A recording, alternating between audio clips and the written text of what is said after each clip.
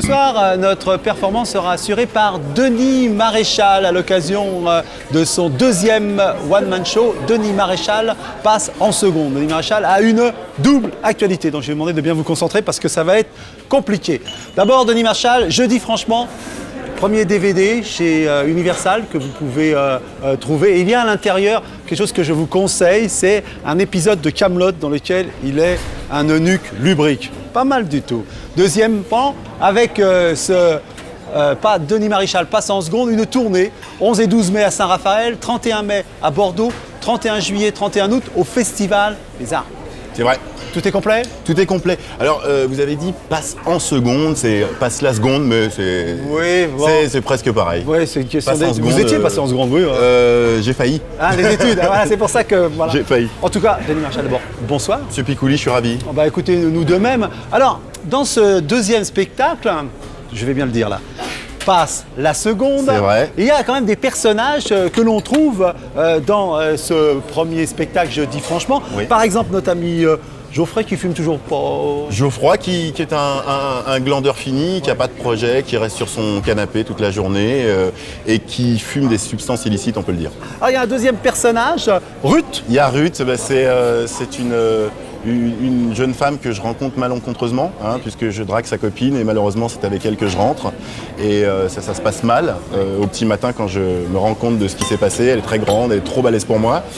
Et là dans le deuxième spectacle, 3 ans après, je suis toujours avec elle et en plus elle a une copine qui fait de la lutte gréco-romaine et ça se passe très très mal. Alors, l'itinéraire de Denis Maréchal, bon, c'est déjà depuis quelques temps. Les cours Florent, puis aussi repéré par Thierry Ardisson, par Bruno Solo qui met en scène votre spectacle, il faut le dire. Ouais. Bruno, vous lui devez beaucoup, non ? Je lui dois énormément parce qu'il a apporté une...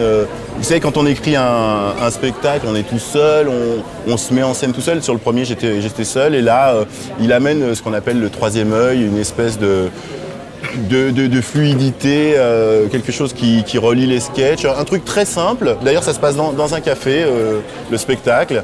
Et voilà, une espèce de fluidité. Et puis, Bruno, il a un humour un peu plus sec, un peu plus dur, un peu plus cynique que le mien, mais il s'est adapté à ma gentillesse. Voilà, oui, vous y tenez ça au terme de gentillesse, oui. Il paraît, j'ai vu que j'étais un comique gentil, ça me va, Ouais. c'est bien, j'essaye de faire marrer sans être trop dur, quoi. Alors, encore dans votre itinéraire, Graines de Star, parce Ouais, que bah oui. duo. Alors, Oui. qu'est-ce que c'était ce duo et qu'est-ce qui devient ce duo alors ? Alors j'étais dans un cours de théâtre, ça a glissé doucement vers le café-théâtre.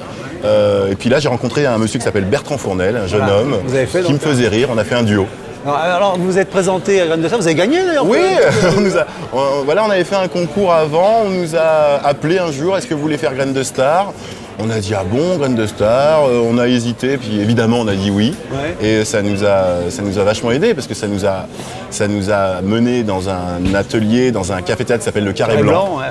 Et voilà, je suis resté Beau 5 laboratoire, ans. hein. Ah génial, pour apprendre des bides, apprendre à savoir. Faut commencer par ça. Ouais, mettre du rythme, voilà, puis rencontrer Dujardin, Salomon, Ouais. tous ces mecs-là qui sortaient de cette école, je dirais, de cet atelier, le Carré Blanc. Alors bon, ce soir, qu'est-ce que vous allez nous proposer comme...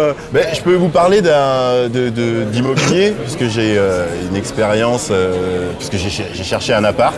on va voir ce qu'il en est de la difficulté de Alors, se loger. Je monte là. Bien sûr, Denis Maréchal, c'est un extrait de Oh Denis Maréchal passe la seconde. Bonsoir messieurs, dames, quelle ambiance!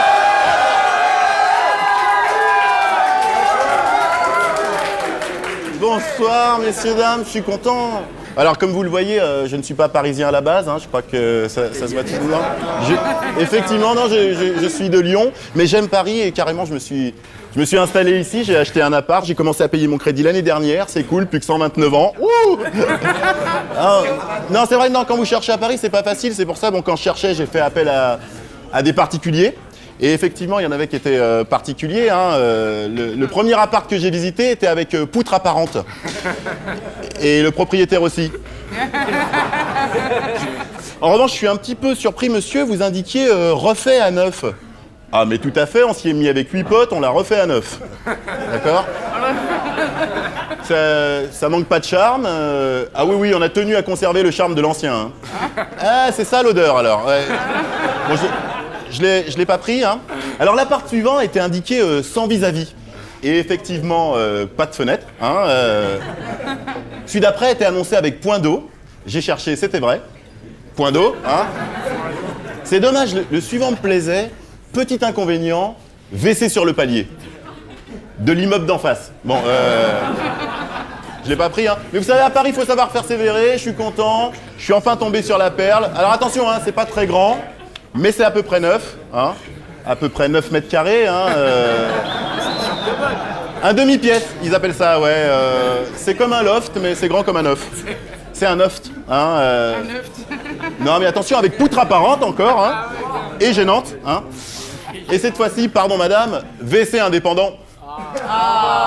Et portatif. Voilà, merci.